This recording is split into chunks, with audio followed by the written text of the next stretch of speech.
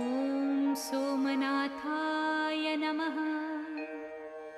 ॐ मल्लिकार्जुनाय नमः। ॐ महाकालेश्वराय नमः। ॐ ओंकारेश्वराय नमः। ॐ वैद्यनाथाय नमः। ॐ भीमशंकराय नमः।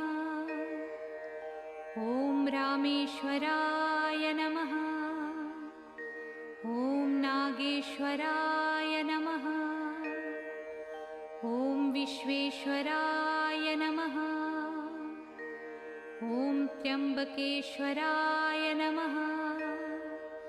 ॐ केदारेश्वराय नमः। ॐ घुस्मेश्वराय नमः।